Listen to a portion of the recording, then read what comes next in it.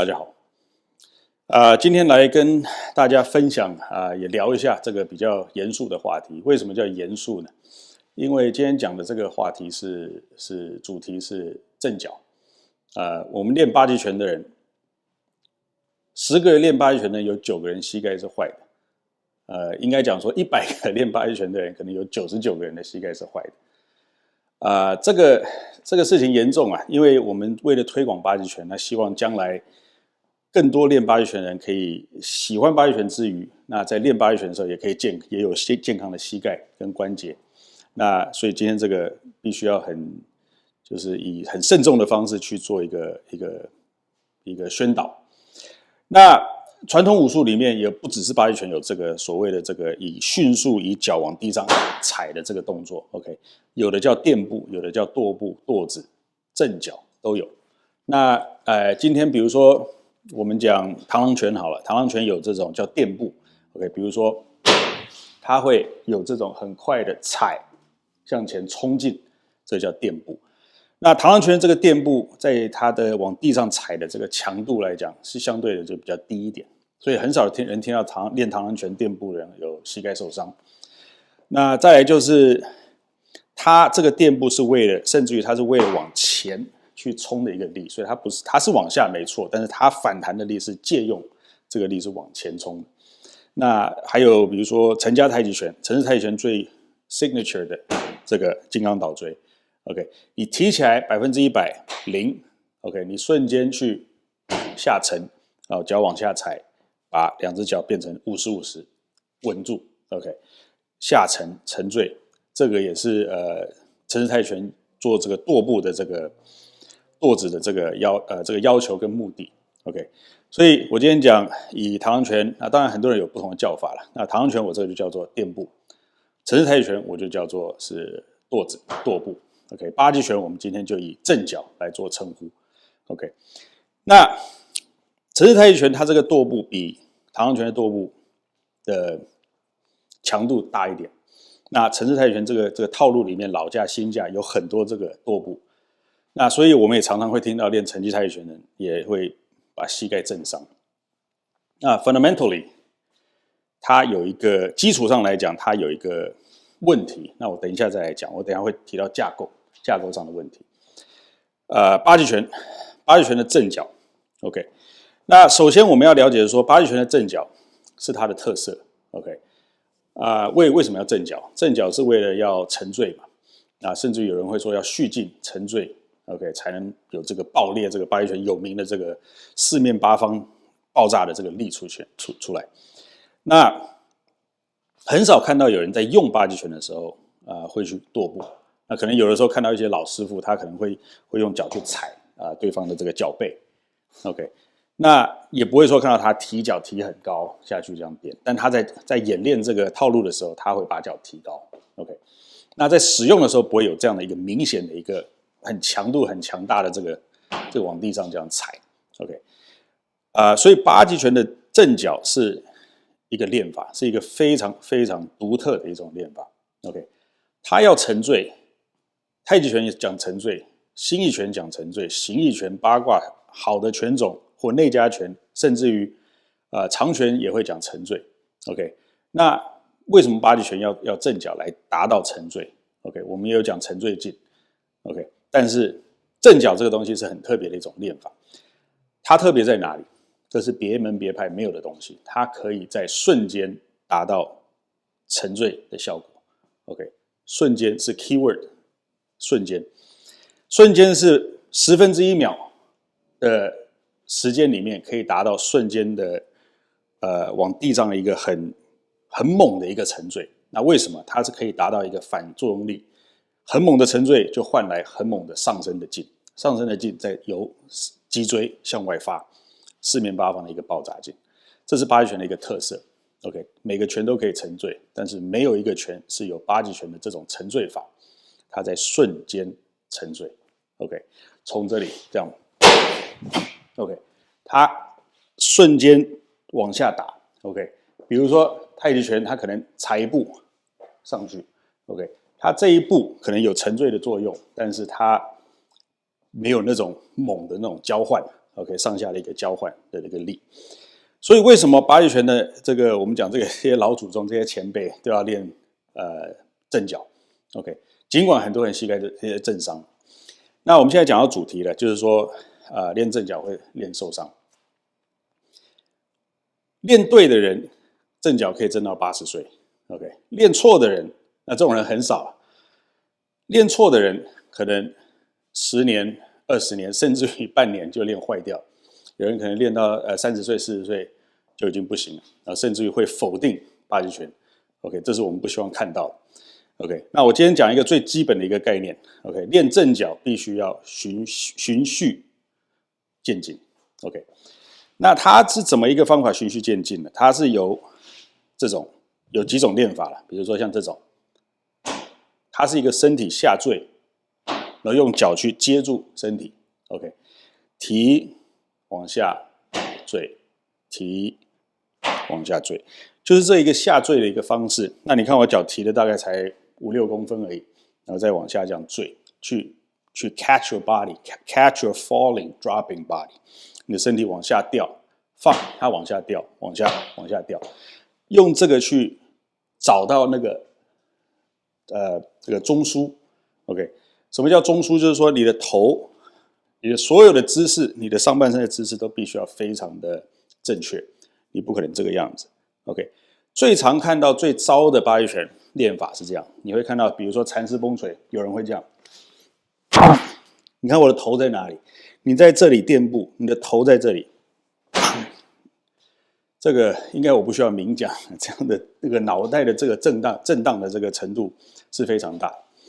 正脚的时候，上半身的这个姿势一定要非常非常的工整 OK， 你在力量的上下的这个传达才可以达到这个通畅，才不会 trap 在锁在哪一个地方，那个地方 trap 久了，震就受伤，那个地方就会受伤 OK。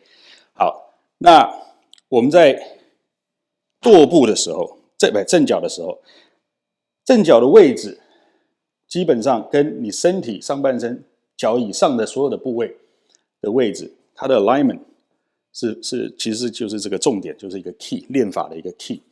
那我们刚刚讲到这里，提脚往下坠 OK， 那在往下踩的那一刹那，这只脚跟我的脊椎、我的胯是成完美一直线 OK， 是往上 OK， 这个下巴也要收，你下巴不收的话，这样这也会震到后脑 OK。所以这个平常要求，比如说马步的这个八个部位啊，沉肩坠肘这些东西，含胸拔背这些都要达到，你才能去正脚。那你在正脚的时候，你这些东西都必须要完整的，就是一个一个在往上，它是在上面。什么叫不正确的正脚？刚刚讲的城市太极拳，当他在正脚的时候，他是一个踏步往下踏，你看他的脚在哪里？他的脚在这里，人在哪里？人在这里 OK。所以他在力学来讲的话，他是 isolated， 他是自己在那边震 OK。 但是好处是说他的上半身没有压在它上面，所以他是脚在震，他会有反作用力，但是他震的越大力，他的膝盖跟这个脚踝可能会承受的这个反作用力越大 OK。 那八极拳更不用说了，他是很多人会这样打，像我刚刚讲的这个蚕丝崩锤，很多人缠很大，这个然后再去做这个回头的动作，为了要 emphasize 凸显这个回头的动作，会这样子做OK。 但是你在正脚这个最严重的这个 impact 的时候，他的头是这样，几乎是跟地面是水平的 OK。 那相信有这样练过的人，你现在你膝盖可能会很不舒服 OK。 那做这样的动作的时候，蚕丝崩锤，你的上半身必须要是工整的，是要在上面 OK。 跺步是这只脚上来，脊椎、颈椎受扼 OK。 这种你要蹲多低多高没差，但是你这个上半身必须要 stack 在上面 OK。 你在这样的正脚的时候，再配合呼吸、意念、沉醉，全部都要合在一起，你就不会受伤，甚至于越跺越爽越舒服 OK。 你会感觉得到，练不对的话，敏感一点的人会觉得不舒服。你如果踏下去那个alignment 是正确的时候，你是可以感觉得到，哎，你这个震脚好像那个力突然间就没有感觉一样，但是你听到的声音跟沉醉的感觉是比平常更大的。OK， 这就是正确的震脚。OK， 那当你在练习的时候，循序渐进，从不提很高，从换步开始。OK， 从换步开始，这就是换步。OK， 换步。OK， 从换步开始到开始提很小，必须要这样练。OK， 那你看我在往前走的时候，这是一个过程。OK， 但是我脚在踏步的刹那，我的上半身必须要移到完整，就在它上面。OK， 什么叫错误的？错误的是这样。OK， 你看。OK， 如果一个马步冲锤 ，OK， 这个跺步在身体的前面，这个其实我们也看过，在网络上可以找得到，有人是这样子跺脚，这样 ，OK， 脚提起来跺 ，OK， 身体却没有跟在这上面，这跟我刚刚讲的这个 isolation 是一样 ，OK， 你往前提 ，OK， 这个练久了膝盖也会出问题，所以上半身后脚一蹬。这必须要在前面 ，OK， 你这个一震上来的力是很通畅的，再转换成你要攻击的方式，横打、崩锤、冲锤，你要干嘛都行 ，OK， 反正就是原则就是很简单，其实就是架构 ，OK， 你震脚的当下，这个反作用力，这个力要去哪里 ？OK， 你这样练的话，膝盖是比较不会有问题的 ，OK。那我们可以看一下网络上一些前辈，哪一些前辈练到现在年纪很大了，还是可以震脚，这几个就是练对的。OK， 其实传统武术这种东西跟其他的格斗术不大一样的地方，就是他到很老都可以一直去练，甚至于越老越厉害。OK， 练对的人 ，OK， 所以有时候在挑老师的时候，你可以看得到说，他的老一辈的人的身体状况怎么样。这才是最自然的练法 ，OK， 才是最健康的练法 ，OK。好，今天就这样子。我等一下会录一段英文，因为我觉得这个很重要。也希望可以给一些就是听不懂中文的人，也可以跟他们分享一下。好，谢谢。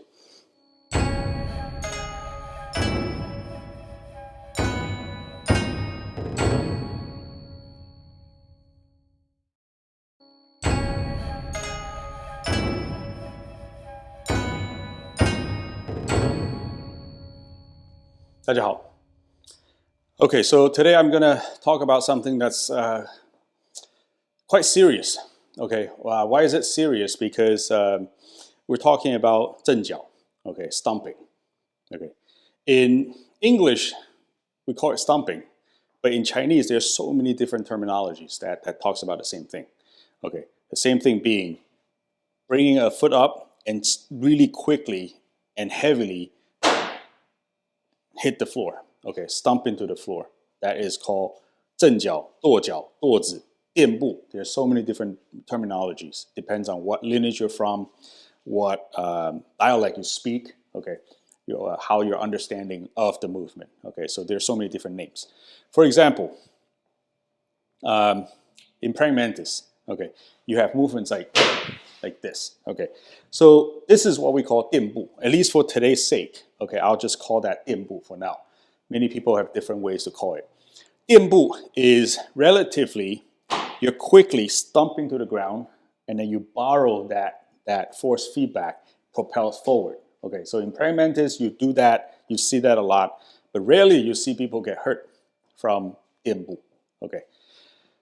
That is because the impact, the intensity of impact is relatively low in comparison to, say, 陈太极. Okay, so another style that we see a lot of 跺步, okay, is in Chen style Tai Chi. Okay, throughout the Chen style Tai Chi form, the old frame, new frame, there's a lot of these stumps everywhere. And you also see a lot of Chen Tai Chi practitioner, when they get older, their knees have issues, their joints have issues. Okay, so it has a lot to do with at the moment of impact, where is your structure? How is your structure? Okay, how can that force feedback, where does it go?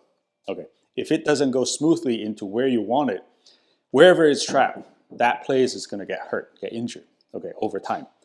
Okay, so for this sake, I'll call 陈太极's stomping 跺步, okay. Then we have Bajiquan. Bajiquan, we all practice Bajiquan. The reason for today's talk, why is it so serious, is because there are a lot of Bajiquan lovers out there, like you guys. People like Bajiquan, people wants to practice Bajiquan. But unfortunately, 9 out of 10 people who practice Bajiquan ends up in injured knees. Okay, I should change that stats. 99 people out of 100 Bajiquan practitioner ends up with bad knees. Okay, when they're in 30s or 40s, they can no longer stomp. Okay, or sometimes it's worse. After a year, mispractice, or sometimes even 6 months, their knees are busted. Okay, so we've seen that happen. So that's why this talk is so important. Want to make sure, practicing Bajiquan or not, a correct mindset, understanding of why do we do ZhènJiǎo and how it should be done to stay healthy. Okay. All right, so 正脚, Bajiquan 正脚. For today's sake, I'll call it 正脚. Okay, 正脚is a very unique training method. Okay,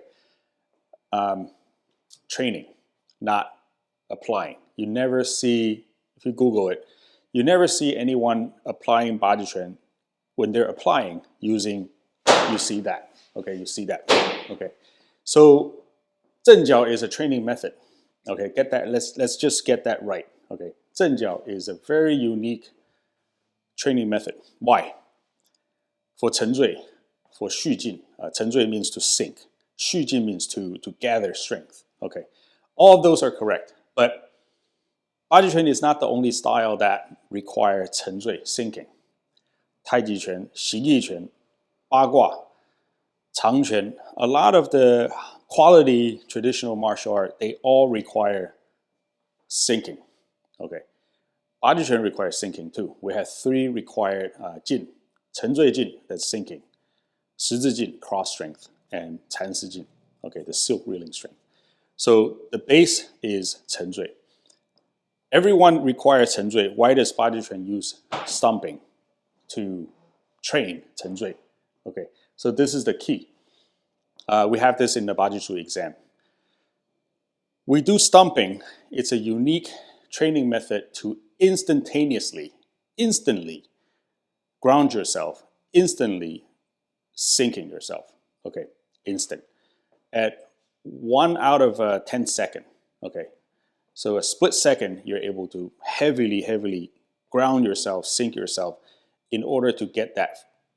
You have massive drop, and then you get that massive force feedback. Then through a perfect structure, you can convert it into usage. Okay, so over time, you train this sort of a grounding, extreme grounding techniques. When you apply it, you no longer need to stomp. You just apply it, and then your body will carry that sort of extremeness of Baji all directions. Okay, so talk about structure. What is the correct 正脚? Okay, so it's fairly simple. When you 正脚, it has a lot to do with, the key is where the rest of your body is. Okay, earlier we talked about 陈太极, 金刚倒锥. Okay, where's my foot? Where's my body?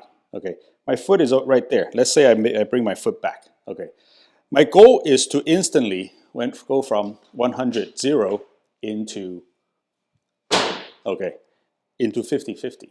And then I ground myself, sink, provide that sink. Okay, but the problem is, this is not a drop, not a full body drop. This is merely a foot heavily stumping into the ground. So you have, and it's isolated, it's on the side. My body is here. So over time, some people like to stomp on the ground really heavily. So over time, their joints gets hurt. So that's why in 陈太极, this is an issue. Okay. In Bajiquan, we have many ways of malpractice. Okay, wrong way of stomping. Okay, the most obvious one is this. That. Okay, where's your body? Where's your foot? when you stomp, okay, when you stomp, your foot is out there, your body is here. So that force feedback is going straight up to your knee. Where is it going to go? It's not going to travel this way. Force goes up and down. Okay, so the key to a correct stomping is just where your body is, the rest of your body, and where it's in relationship to your stomping foot. So through a drill like this, you raise your foot and then let your body fall, okay, like this. As you fall, you bring this foot quickly to catch up your body, okay. Let's not raise your knee very high. You just do this, drop, okay. Raise the other foot, drop, raise, song, drop, relax, drop, okay. This is how we practice 正脚, okay. We don't start, raising your knee and trying to break the ground. It really needs to be done and taught and trained gradually, okay, over a long period of time in order to build a very strong alignment, not strong body, strong alignment, okay. So earlier I did this, okay. When you do this, everything is catching up, no matter in application, in speed, in biomechanics, everything is wrong. So in a correct 正脚, when I stomp, my body needs to quickly align straight above that stomping foot. Not just aligning, everything that we require in all kinds of traditional martial art. Let's say my head has to point up, my head cannot be this, my chin has to tuck in, my shoulder has to sink, my 含胸拔背, my chest has to concave, back has to pull, spine has to be straight, my pelvis has to posteriorly turn a little bit. Everything, all those typical requirements of a good structure needs to be there, are all required. So when you stomp like this. So that force, if it comes back up, it goes out. So it has to be a perfect structure, posture. Okay. I've seen people do 禅师崩锤 like this. Okay. Look at the moment of impact. It looks cool as hell. It looks super handsome, but your head is almost parallel to the ground. My gosh. Okay, imagine how much impact your brain is getting. Okay, if your knee stays healthy, your brain is not going to stay healthy. Okay, so this is awfully wrong, and people try to do that, emphasize that head turn, thinking that is a secret. That is not a secret. The secret is keep your brain healthy. Okay, so when you stomp, you need to keep your head up. All the structure needs to be in place in order to stay healthy. Okay. Another key is, like I mentioned, it has to be gradually trained. Okay. So when I just did this, okay, little by little, and then you raise, okay. So these are training method because this is easy because your body is automatically on top of it. Okay. You just need to tuck your chin in. You're pretty much set, okay, to protect yourself from stomping. But then when you are moving in Bajiquan drills, you have to make sure your body gets aligned. You can feel it. When your stomp is wrong, you can immediately feel somewhere in your body is where that force feedback is being trapped. Okay, it's uncomfortable. If you do it correctly, you will feel that stomp go straight down, and it goes straight up into nothing. You won't feel it. You will feel, we call it 很通畅. 通畅 means it's very thorough. Okay, your body becomes a conductor. Okay, you can feel it. It feels good. It feels great. And that's what you need to train into, so that if you go through an entire Bajiquan form, you're able to do every single stomp in that perfect manner. Okay, that is why we can see some people, some old masters who can train until their 80s, 90s. They can still stomp in the 70s and 80s. Some people, they can no longer stomp in 30s or 40s. And then they start complaining about Bajiquan, even denying this whole entire system. Okay, and that's something that I really don't want to see.